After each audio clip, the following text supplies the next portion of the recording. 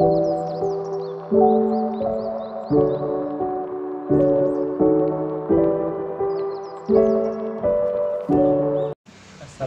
warahmatullahi wabarakatuh.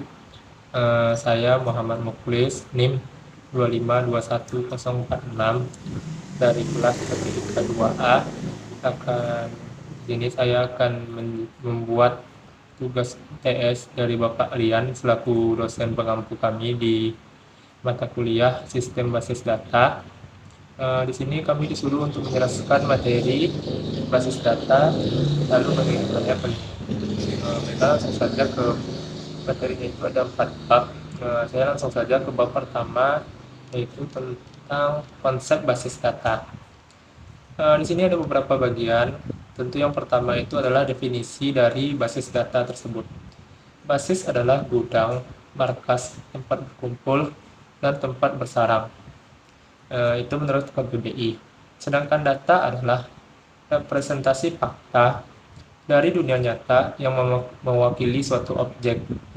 Objek tersebut dapat berupa manusia, benda, kejadian, atau yang lainnya, yang disimpan dalam bentuk teks, angka, gambar, bunyi, simbol, atau kombinasinya.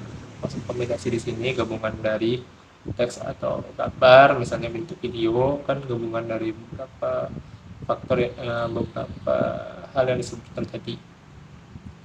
Setelah mengetahui pengertian dari basis dan data, lalu apa itu pengertian basis data? Basis data adalah kumpulan dari item data yang saling berhubungan satu dengan yang lainnya, yang diorganisasikan berdasarkan sebuah skema atau struktur tertentu, tersimpan di hardware komputer, dan dengan software digunakan untuk melakukan manipulasi data. Diperbarui, manipulasi data itu apa sih? Diperbarui, dicari, diolah dengan perhitungan-perhitungan tertentu, dan dapat juga dihapus dengan tujuan tertentu. Jadi data-data dalam basis data itu dapat dimanipulasi seperti diperbarui, dicari, atau dihapus, diedit. Begitu bagian pertama dari pengertian basis data. Oke, selanjutnya kita masuk ke pengertian basis data. Masuk ke pengertian sistem basis data. Sistem basis data adalah sistem yang terdiri atas kumpulan tabel data yang saling berhubungan dan kumpulan program yang memungkinkan beberapa pemakai atau program lain untuk mengakses dan memanipulasi tabel-tabel data tersebut. Jadi sistem basis data itu tabel yang memungkinkan pengguna atau program lain untuk mengubah atau memanipulasi data di dalam tabel tersebut. Sistem basis data memiliki beberapa komponen, yaitu satu, ada hardware. Hardware itu berupa memori sekunder seperti SSD atau HDD. Yang kedua, OS atau operating system, yang paling umum kita kenal yaitu Windows. Yang ketiga, sistem operasi merupakan program yang mengaktifkan data atau memfungsikan sistem komputer, mengendalikan seluruh sumber daya atau resource, dan melakukan operasi-operasi dalam komputer. Sistem operasi yang banyak menggunakan basis data. Yang keempat itu manajemen sistem atau DBMS. Pengolahan basis data secara fisik tidak dilakukan oleh pemakai secara langsung, tapi ditekani oleh sebuah perangkat lunak yang disebut dengan DBMS, yang menentukan bagaimana data disimpan, diubah, dan diambil kembali. Nanti akan dijelaskan lebih rinci lagi atau lebih detail lagi mengenai DBMS ini. Yang kelima tentunya ada user, yaitu pemakai yang menginteraksi dengan basis data, orang yang memanipulasi data. Yang keenam tentu ada aplikasi atau perangkat lain. Aplikasi tergantung kebutuhan. Pemakai basis data bisa dibuatkan program khusus seperti SQL untuk menjalankan program tersebut. Tentu setelah itu kita harus mengetahui apa sih tujuan dari basis data tersebut. Tujuan basis data itu yang pertama, mengatur data agar mudah, tepat, dan cepat dalam pengambilan data. Ada tiga, mudah, cepat, dan tepat dalam mengambil data. Kedua, tidak ada duplikasi data sehingga konsistensi data dapat dijaga. Ketiga, data terintegrasi. Keempat, data tidak tergantung pada program aplikasi sehingga pemeliharaan program aplikasi mudah dilakukan. Kelima, data dapat dipakai secara bersama oleh beberapa pemakai. Keenam, data dapat distandarisasi. Ketujuh, informasi selalu mutakhir atau up to date. Kedelapan, untuk memenuhi kebutuhan-kebutuhan konten informasi dari pengguna dan aplikasi-aplikasi tertentu. Setelah itu juga tentu ada manfaat dari basis data. Yang pertama itu tentu cepat dan mudah. Dengan basis data kita dapat mengambil data dengan cepat, mudah, tanpa risiko. Kedua, kebersamaan pemakai atau shareability. Pemakai basis data tidak terbatas. Jadi dalam satu lokasi itu, dalam satu data itu dapat diakses oleh banyak pengguna. Tiga, pemusatan kontrol data atau kontrol. Data yang ada menjadi terpusat pada suatu tempat penyimpanan, sehingga kita dapat mengaksesnya kapan saja. Keempat, efisiensi ruang simpan atau space, karena tidak adanya redundansi, duplikasi, sehingga ruang penyimpanan kita menjadi efisien dan tidak banyak ruang yang terbuang, tidak ada data yang terduplikat. Kelima, keakuratan atau akurasi, pemanfaatan perkodean dengan batasan tertentu yang membuat suatu data menjadi unik dan berbeda dengan yang lain, sehingga lebih mudah dicari. Satu data itu namanya unik, jadi dimasukkan kodenya saja sudah dapat ditemukan data tersebut. Keenam, ketersediaan atau availability. Karena kepentingan pemakaian data, sebuah basis data dapat memiliki data yang tersebar di banyak lokasi. Dengan memanfaatkan teknologi jaringan komputer, data nasabah yang berada di satu cabang sebuah bank dapat diakses oleh bank lainnya. Jadi misalnya bank, datanya dapat diakses oleh seluruh bank di Indonesia. Ketujuh, kelengkapan. Kedelapan, keamanan. Dengan basis data kita menjadi lebih aman. Kesembilan, kemudahan dalam pembuatan program aplikasi baru. Kesepuluh, user view. Pemakai dapat melihat langsung bentuk tampilan penginputan data, sehingga memudahkan pemakai dalam mengelola data. Tentu kalau ada manfaat, ada juga risiko dalam penggunaan basis data ini. Terdapat 5 risiko. Yang pertama, perlu personel khusus atau orang yang ahli dalam menjalankannya. Kedua, perlu perangkat lunak, bahkan perangkat keras khusus yaitu komputer dan software. Ketiga, perlu backup eksplisit. Keempat, konflik pada data yang dipakai bersamaan. Kelima, perlu konsensus antara organisasi yang memakai basis data. Selanjutnya kita akan saya akan menjelaskan mengenai data manajemen sistem atau yang disingkat dengan DBMS, yang sudah dijelaskan sedikit tadi di atas. DBMS adalah sistem pengorganisasian dan pengolahan database pada komputer. Sistem ini dirancang untuk mampu melakukan berbagai data dengan beberapa referensi data yang sama. DBMS ini mampu diakses oleh berbagai aplikasi. Terobosan dari DBMS adalah Relational Database Management System atau RDBMS,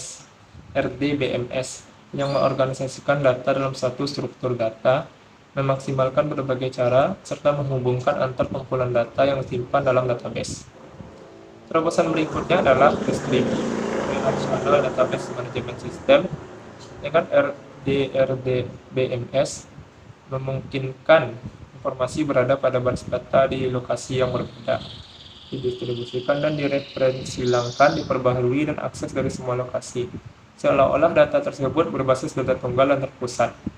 Ada banyak perusahaan yang menawarkan DBMS itu sendiri seperti Oracle, SQL, Microsoft Access, SQL Front, SQLite, dan semacamnya. DBMS merupakan perangkat lunak yang bersifat general purpose yang memiliki fasilitas proses define, construct, dan manipulate basis data untuk aplikasi yang bervariasi. Perbedaan basis data dan DBMS. Basis data dan DBMS sangat diperlukan dalam konsep basis data, namun secara artian keduanya sangat berbeda. Jika basis data adalah data atau record dari data-data, sedangkan DBMS adalah aplikasi untuk mengelola data atau record tersebut. Jadi basis data itu datanya, sedangkan DBMS itu aplikasi yang mengelola data tersebut. Dan juga untuk menambahkan data, menghapus, mengubah, dan menampilkan database itu sendiri.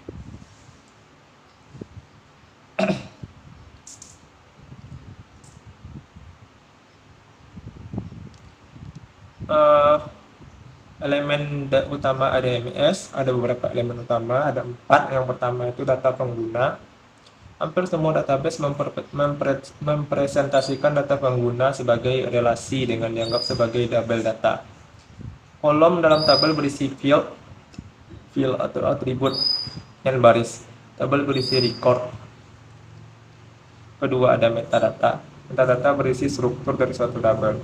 Metadata disebut dengan sistem tables. Sistem ini berisi daftar tabel-tabel di dalam satu database. Tabel yang berisi kolom pada suatu tabel. Ketiga ada indeks. Indeks digunakan untuk meningkatkan kinerja dan akses suatu database. Tipe data ini disebut sebagai overhead data. Terdiri dari prinsip-prinsip indeks serta penggunaan struktur data linked list. Apabila satu data mengalami perubahan, maka tabel ini juga mengalami perubahan. Keempat, aplikasi metadata. Aplikasi metadata digunakan untuk menyimpan struktur dan format dari user form, report, queries, dan komponen-komponen aplikasi lainnya. Pemilihan database ditentukan oleh beberapa faktor. Pertama, faktor teknis, yaitu jenis-jenis DBMS, struktur penyimpanan dan jalur proses yang mendukung, tipe antarmuka dan programmer, tipe bahasa query. Bisa juga faktor ekonomi dari biaya, bisa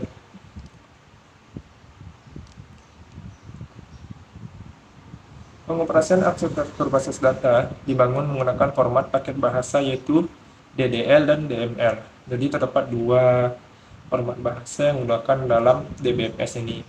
Yang pertama itu DDL, Data Definition Language, merupakan satu paket bahasa DBMS yang berguna untuk melakukan spesifikasi terhadap skema basis data. Contoh dari DDL ini propertiesnya itu ada create table, create index, alter table, drop queue, drop index. Yang kedua itu DML, Data Manipulation Language, merupakan satu paket DBMS yang memperbolehkan pemakai untuk mengakses dan memanipulasi data sebagaimana yang telah diorganisasikan sebelumnya dalam model data yang tepat. Dengan DML ini kita dapat 1. Mengambil informasi yang tersimpan di dalam basis data, 2. Menyisipkan informasi baru, ketiga menghapus informasi dari tabel. Terdapat 2 tipe DML, jadi DML ini terdapat 2 tipe. Yang pertama prosedural, yang kedua non prosedural. Prosedural DML membutuhkan pemakai untuk menspesifikasikan data yang dibutuhkan dan bagaimana cara mendapatkannya. Jadi dia butuh user yang memerintahkan untuk bagaimana mengambil data tersebut.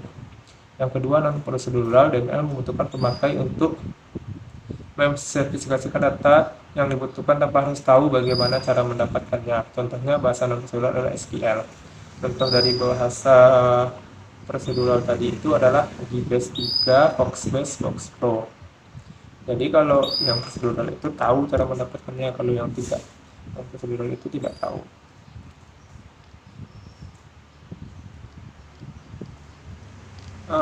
Yang terakhir materi dari bab 1 ini tipe-tipe file yang digunakan dalam DBMS. 1. File induk atau disebut juga dengan master file. File induk ini acuan, reference master file. File induk yang recordnya relatif statis, jarang berubah nilainya. Misalnya file daftar gaji, file mata kuliah. Jadi statis, jarang berubah. File induk dinamik, file induk yang nilai dari record-recordnya sering berubah dan sering dimutakhirkan atau diupdate sebagai hasil dari suatu transaksi. Misalnya induk harga barang yang setiap saat harus diupdate bila ada transaksi. 2. File transaksi, transaction file. File ini disebut dengan file induk, digunakan untuk merekam data hasil dari transaksi yang terjadi. Ketiga, file laporan atau report file. File ini disebut dengan output file, berisi informasi yang akan ditampilkan. File sejarah, file history file. Ini merupakan file arsip yang berisi data di masa lalu. Kelima, file pelindung atau backup file. File ini merupakan salinan-salinan dari file di atas untuk backup. Jika hilang, maka bisa diambil dari file backup. Sekian materi bab 1 mengenai konsep basis data. Semoga saya jelas mengenai konsep dari sistem basis data. Semoga materi mengenai basis data dan penjelasan lebih rinci mengenai DBMS tadi dapat dipahami, dan semoga saya menjelaskannya dengan jelas dan bisa dipahami. Sekian dari saya, kita lanjut ke video selanjutnya yaitu bab 2. Sekian, terima kasih. Baiklah, saya akan melanjutkan penjelasan saya. Selanjutnya kita akan membahas bab 2 mengenai sistem basis data relasional. Basis data relasional. Basis data relasional merupakan satu cara untuk mengolah data secara fisik ke dalam memori komputer. Data relasional menggunakan tabel 2 dimensi yang terdiri dari baris dan kolom untuk memberikan gambaran sebuah berkas data. Untuk menerapkan sebuah basis data yang terdiri dari sejumlah tabel yang saling berhubungan, dibutuhkan perangkat lunak khusus. Perangkat lunak itu disebut dengan sistem pengelola basis data. Pengumpulan data basis data relasional ini yang pertama bentuknya sederhana, kedua mudah untuk dimanipulasi atau dilakukan berbagai operasi data. Ada beberapa istilah yang biasa digunakan dalam sistem basis data relasional ini. Yang pertama itu relasi. Relasi itu sebuah tabel yang terdiri dari kolom dan baris. Kedua, atribut, kolom yang berisi relasi. Ketiga, tupel, baris pada sebuah relasi. Keempat, domain, kumpulan nilai yang valid untuk satu atau lebih atribut. Kelima, derajat, degree, jumlah atribut dalam sebuah relasi. Ketujuh, cardinality atau jumlah tupel dalam sebuah relasi. Dalam sistem basis data ini kita dikenal dengan key ya. Ada beberapa key yang biasa digunakan. Yang pertama itu super key, sekumpulan atribut yang secara unik mengidentifikasi sebuah baris dalam tabel relasi. Kedua, kandidat key. Relasi itu mungkin punya lebih dari satu key, jadi key itu disebut dengan kandidat key. Primary key itu dipilih sebagai key yang paling unik di antara key yang lain untuk mengidentifikasi tabel relasi tersebut. Alternate key, skema relasi yang dapat memiliki atribut yang menunjuk ke primary key dan relasi lain. Atribut ini disebut dengan foreign key. Relation integrity rules.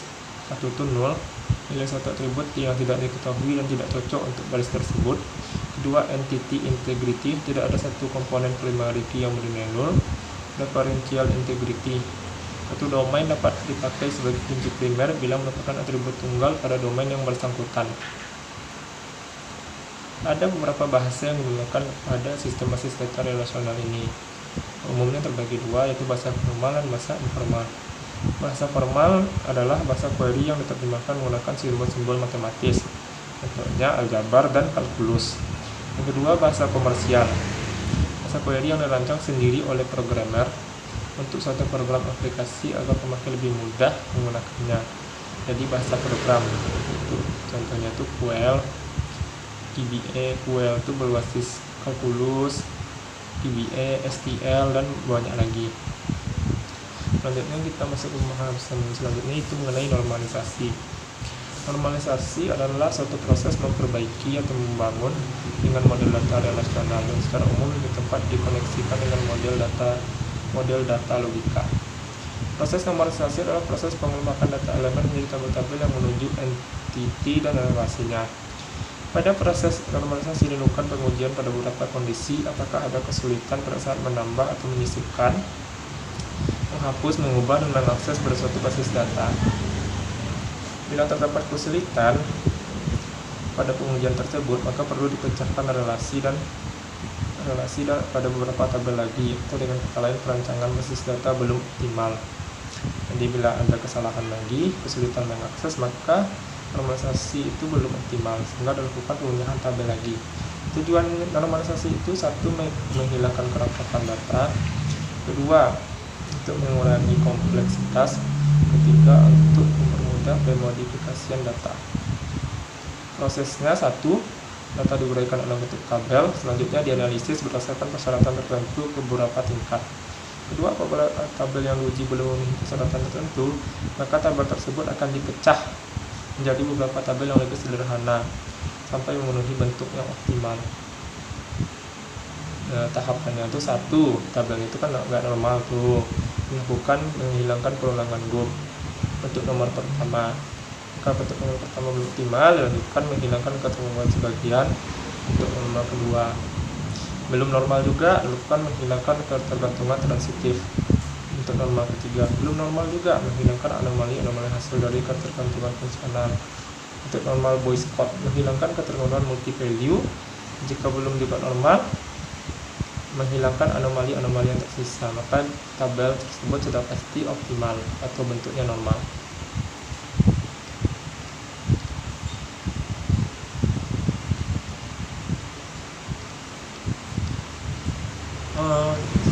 Selanjutnya saya akan menjelaskan mengenai bentuk normal. Bentuk normal tadi itu ada 5 ya, kan apabila bentuk normal pertama dilakukan operasi maka langsung keluar dari bentuk normal pertama itu terpenuhi jika tabel tidak memiliki atribut yang menilai banyak. Jadi tidak multi value atribut, artinya setiap pertemuan barisan kolom hanya berisikan satu nilai. Jadi nggak ada lagi duplikat data, jadi setiap kolom dan baris hanya berisikan satu nilai. Bentuk normal kedua terpenuhi jika bentuk data telah memenuhi kriteria bentuk normal pertama, dan setiap atribut yang bukan kunci haruslah bergantung secara fungsional terhadap atribut kunci atau dimiliki, sehingga untuk bentuk normal kedua adalah sudah ditentukan pure kunci. Bentuk normal ketiga telah memenuhi kriteria bentuk normal pertama dan kedua, serta tidak terdapat transitive dependency, yaitu sebuah atribut yang bukan kunci selain bergantung kepada atribut kunci, juga bergantung kepada atribut bukan kunci lainnya, sehingga setiap atribut bukan kunci haruslah bergantung hanya pada atribut kunci. Jadi atribut lain itu harus bergantung pada atribut kuncinya. Jika bergantung pada atribut lain, maka tabel tersebut belum memenuhi bentuk normal ketiga. Bentuk normal keempat, relasi dalam bentuk normal keempat tidak untuk menghilangkan ketergantungan banyak relasi. Jadi harus memenuhi bentuk pertama, kedua, dan ketiga, lalu tidak berisi ketergantungan banyak nilai. Untuk menghilangkan ketergantungan banyak nilai dari satu relasi, kita membagi relasi menjadi dua relasi baru. Masing-masing relasi berisi dua atribut yang mempunyai hubungan banyak nilai. Untuk nomor yang terakhir, nomor kelima, semua bentuk nomor di atas harus dipenuhi, dan dengan properti disebut dengan join tanpa adanya kehilangan informasi. Untuk nomor kelima disebut juga dengan PJNF, projection join normal form. Ini sangat jarang muncul dan sulit untuk dideteksi secara praktis. Jadi untuk nomor kelima ini sudah jarang muncul dan jarang muncul dan tidak bisa dideteksi secara langsung gitu. Mungkin sekian materi dari bab 2 yang saya jelaskan mengenai basis data relasional. Selanjutnya kita lanjutkan ke materi bab 3. Sekian, terima kasih. Baiklah, kita akan masuk materi bab ketiga, yaitu siklus hidup perancangan basis data. Perancangan database. Materi yang pertama kita bahas mengenai database planning. Merupakan aktivitas manajemen yang memungkinkan tahapan dari database application lifestyle direlasikan seefektif dan seefisien mungkin. Rencana database harus terintegrasi dengan keseluruhan strategi sistem informasi dari organisasi. Terdapat tiga hal pokok berkaitan dengan strategi sistem informasi. 1. Identifikasi rencana dan sasaran. 2. Evaluasi sistem informasi. 3. Penaksiran kesempatan IT yang mungkin memberikan keuntungan kompetitif. Database planning juga harus menyertakan pengembangan standar-standar yang menentukan 1. Bagaimana data akan dikumpulkan. 2. Bagaimana menspesifikasikan format atau bentuk data. 3. Dokumentasi penting, apakah yang akan diperlukan. 4. Bagaimana desain dari dan implementasi harus dilakukan. Materi kedua, kita akan membahas tentang definisi sistem atau system definition. Menjelaskan batasan-batasan dan cakupan dari aplikasi database dan sudut pandang user. Yang pertama, user view mendefinisikan apa yang diwajibkan dari suatu aplikasi database dari perspektif diantaranya aturan tertentu khusus, area aplikasi enterprise. Aplikasi database dapat memiliki satu atau lebih user view, identifikasi user view, dan user view juga membantu dalam pengembangan aplikasi database yang rumit dan kompleks.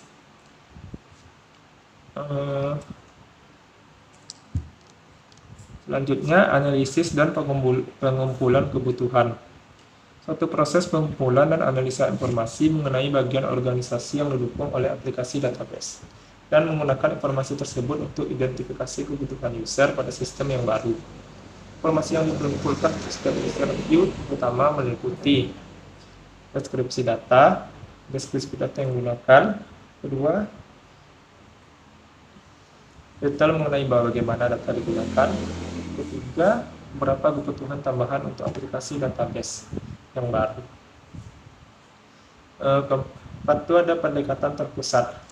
Kebutuhan untuk setiap user view digabung menjadi sekumpulan kebutuhan. Sebuah global data model dibuat berdasarkan atas penggabungan kebutuhan.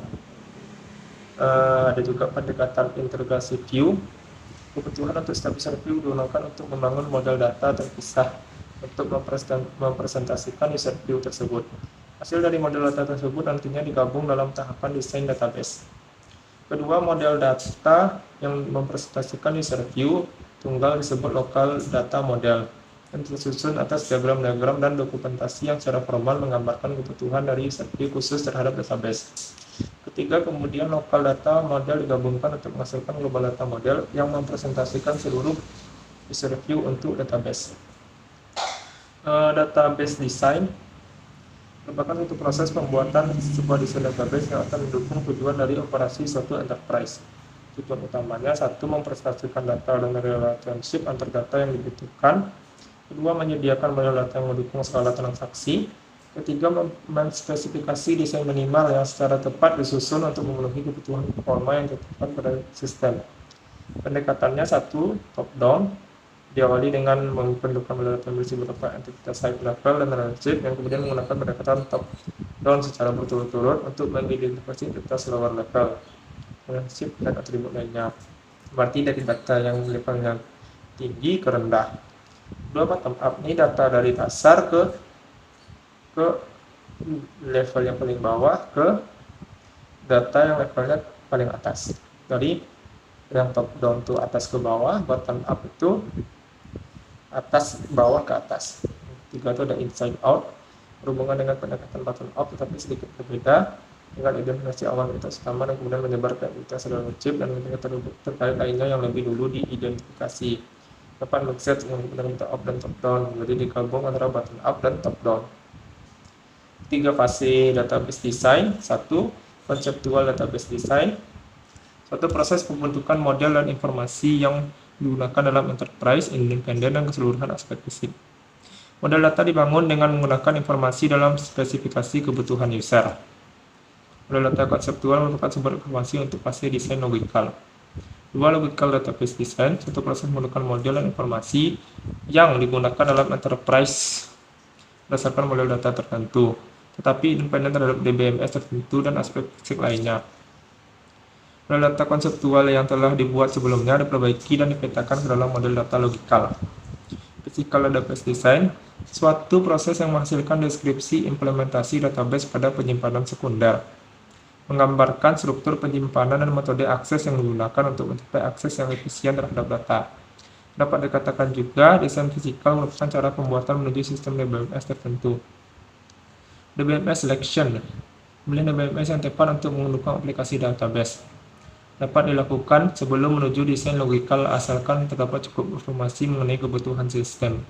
Tahapnya, satu, mendefinisikan terminologi, kedua, mendaftar 2-3 produk, tiga, evaluasi produk, keempat, evaluasi pilihan dan laporan produk.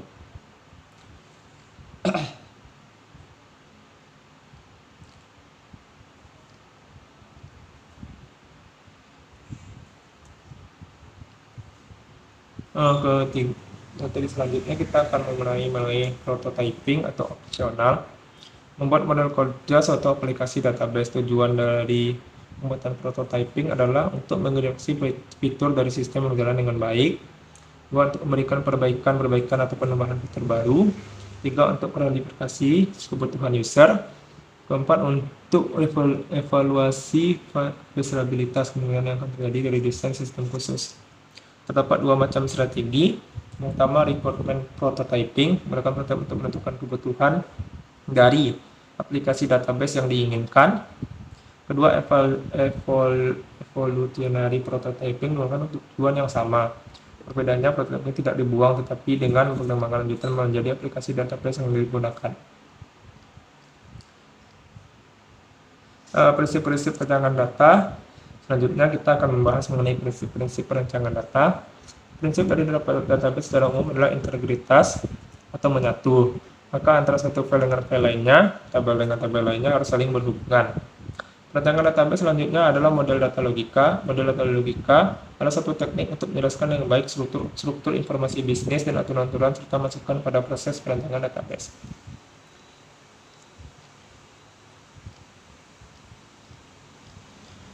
Mungkin sekian materi dari bab 3 yang saya jelaskan. Semoga apa yang saya jelaskan tadi mudah dapat dipahami. Selanjutnya kita akan masuk ke materi selanjutnya. Sekian, terima kasih. Baiklah, kita akan menjelaskan materi dari bab terakhir dari tugas ini, itu bab 4 mengenai pemodelan data. Pemodelan data adalah konsep dasar dari basis data, ada kumpulan dari catatan-catatan atau potongan-potongan pengetahuan. Sebuah basis data memiliki penjelasan terstruktur dari jenis fakta yang tersimpan di dalamnya. Model data adalah sekumpulan konsep yang digunakan untuk menjelaskan struktur dari basis data dan memberikan gambaran tingkat-tingkat abstraksi data. Yaitu model data juga dapat diartikan sebagai sekumpulan tool konseptual untuk mendeskripsikan data. Tujuan model data adalah untuk menyajikan data agar mudah dimodifikasi dan dimengerti. Secara garis besar dikelompokkan menjadi 3, model data berbasis proyek, record, dan fisik. Yang pertama, kita akan mempunyai proses data berbasis objek, merupakan himpunan data dan prosedur yang menjelaskan hubungan logik antara data dan suatu basis data berdasarkan objek datanya. Terdiri dari entity relationship model, semantic model, dan binary model. Yang kedua, model data berbasis record. Model ini berdasarkan record atau rekaman untuk menjelaskan kepada pemakai mengenai hubungan logik antar data dalam basis data. Terdiri dari hierarchical model, network model, dan relational model. Ketiga, model data fisik. Model ini digunakan untuk menguraikan data di tingkat internal atau menjelaskan kepada pemakai bagaimana data-data dalam basis data disimpan dalam media penyimpanan secara fisik. Model ini jarang digunakan karena kerumitan dan kompleksitasnya. Jadi model ini jarang digunakan. Entity relationship model. Pada hakikatnya perwujudan dari model relasional dalam bentuk diagram, yaitu ER diagram, berfungsi untuk menggambarkan relasi dari dua file atau dua tabel yang dapat digolongkan dalam 3 macam bentuk relasi, yaitu satu-satu, satu banyak, dan banyak-banyak, one to one, one to many, dan many to many. Penggambaran ini membantu analisis sistem dalam melakukan perancangan proses yang nantinya akan dituangkan dalam bentuk baris-baris program. Domain data disebut juga dengan himpunan entitas diwakili oleh diagram kotak, field data atau atribut diwakili oleh diagram lingkaran, dan hubungan atau relasi diwakili oleh jajaran genjang. Konsep dasar IR modeling. 1. Entity types.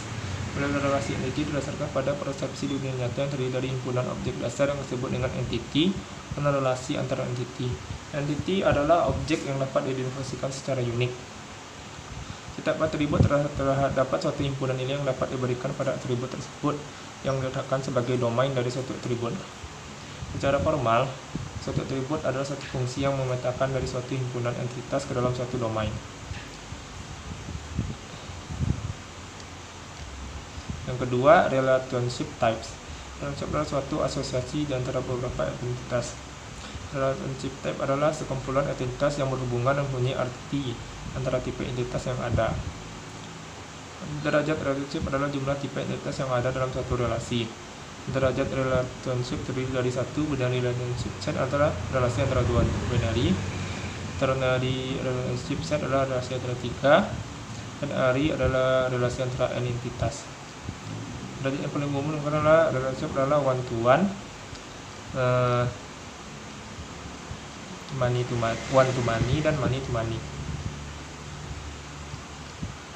Langkah-langkah teknis yang dapat dilakukan untuk membuat merancang diagram entity relationship. 1. Mengidentifikasi dan menetapkan seluruh himpunan entitas yang terlibat. 2. Menentukan atribut-atribut key dari masing-masing himpunan. 3.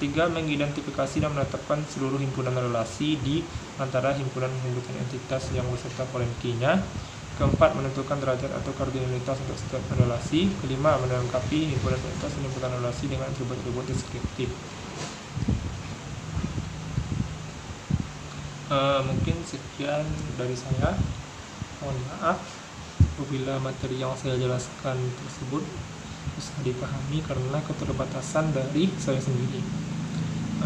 Semoga tugas saya diterima oleh Bapak dan mendapatkan nilai yang bagus. Sekian dari saya. Mohon maaf apabila ada kekurangan, dan terima kasih atas segala perhatian. Wabillahi taufiq wal hidayah. Assalamualaikum warahmatullahi wabarakatuh.